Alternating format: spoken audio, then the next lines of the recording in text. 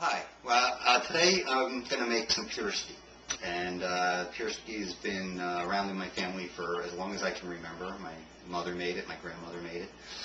And it seems intimidating to those who want to make it because it takes all day pretty much, but it's actually quite simple. And I think one important point about it is that I don't think there's any part about this process that's an exact science. I'm pretty sure the Ukrainians and the Russians used whatever ingredients they had laying around and they made something edible out of it. So there's not a lot of pressure to get the quantities right or anything. So we'll start off by, I just looked this up on Wikipedia. And Piroshki, spelled with the S in there, is how I used to spelling it, but apparently the more correct spelling has a Z in it, as there. I've also listed the Russian. So Piroshki means, is the plural form, and it means a bunch of these meat pies that we're going to be making. Piroshok is the singular. So if you have one of them, it's a Piroshok. And that's how you spell it in Russian, in case you really need to know that. Okay? Well, here we have assembled all the ingredients one needs to do this particular project. There is 3 distinct phases of this whole thing. One is to make a soup, which flavors the beef and produces this awesome soup that you absolutely need. And the second phase involves making, basically taking the beef out of the broth and grinding it up and making it into the filling. And the third phase involves making a dough and stuffing the dough with meat and baking it. So the ingredients that you need are, well, again, in quantities and exactly the ingredients are completely up to you, but this is pretty much what my mom and grandma used. We have leeks, carrots, celery. She also used to throw in some cream of mushroom soup, which inspired me to include whole mushrooms. I happen to really like the texture of the whole mushrooms in the final soup, so that's a little addition that I put in there.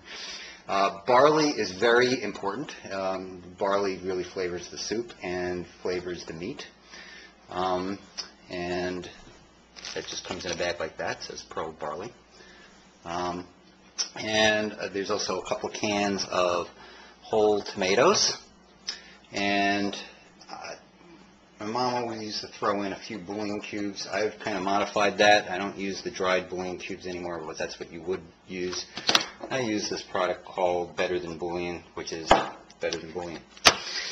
And for the filling, you'll also need some rice and a couple of sweet onions and some butter.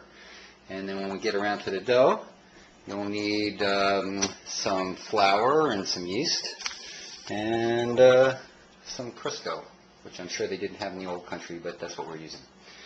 And I'll chop all this stuff up and I'll get right back to you. Oh yes, one more thing. I forgot to mention the beef, which is pretty important. This is chuck roast. Typically about 3 pounds is necessary. I am using a little bit more because I happen to like leaving some of the beef in the soup when I'm all done and not using it all for the filling. So that's why there's this massive amount of beef here. And I'm going to cut that up as well. Okay, step 1 is to cut up the beef, and I did that. And while I was doing that, I made fairly large chunks and removed some of the fat, which we don't need, but you don't have to get too crazy about that. A little bit of fat in the meat is good for it.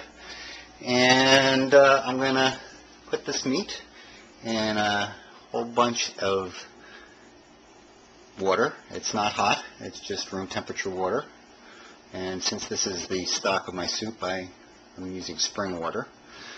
And I'm just going to put the beef in here. It's not on the heat or anything. I'm not ready for that. Just going to put it in the water.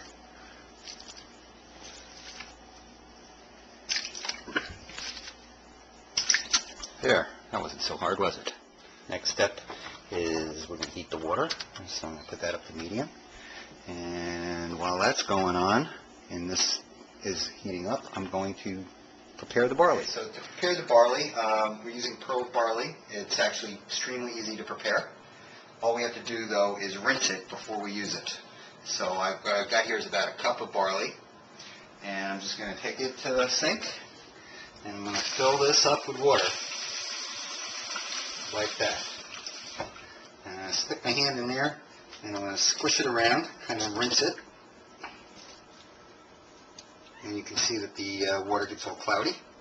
And then I'm going to just hold my hand over here and pour all the water out. And some barley slips out. That always happens. Okay.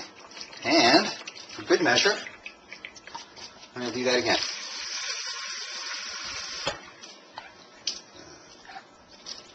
And just jiggle all the barley around in there. So you can see it's still cloudy. And get as much of the water out as you can. I'm sure there's a better device for doing this, but this is how I do it. And depending on where you got the barley from, you may have to pick out rocks and stuff, but I've never found that to be the case. So there we have rinsed barley, and that's what it looks like. What I want to do is just take this barley and dump it into the water, which is already being heated with the beef. And that is how complicated preparing the barley is. The soup is still heating up, but eventually it'll come to a boil. And when it does, all that's really necessary is I'm going to put some bouillon in there, chicken bouillon, either the cubes or better than bouillon, which again is better than bouillon, and just leave this simmering with a lid on for about an hour. So while that's all happening, since you got about an hour before you have to do anything really serious, I use this time to prepare the vegetables, which will go into the broth. So probably the most complicated thing is preparing the leeks. So I've got here a couple of nice leeks, and the trick here is to take the leeks first, cut the ends off, like that, and I'll trim up the tops a little bit, like that. Okay.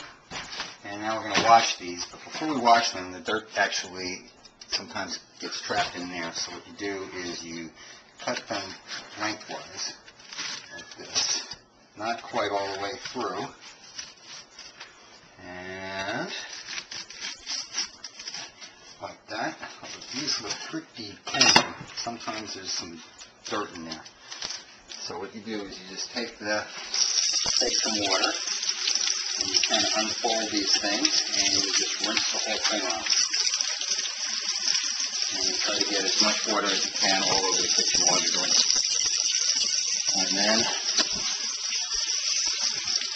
I'll do the other one. Oh, these are very clean. I don't know. These might be the cleanest leeks I've ever seen. Okay. And then the next step is to actually cut the leeks, and what we're going to do is, I like to do it at a little angle. I don't know why, but that's what I like to do. So I cut them like this, and I cut both the white and the green part. So pretty thin, but not too thin, because this is going to be cooking for quite a while, and if it's too thin, they will disappear completely in the soup. And you don't want it too thick either. Just right, like so. And then I'll continue to chop this up. And the next step would be to clean the rest of the veggies, which are still over there. And we'll be right back to you.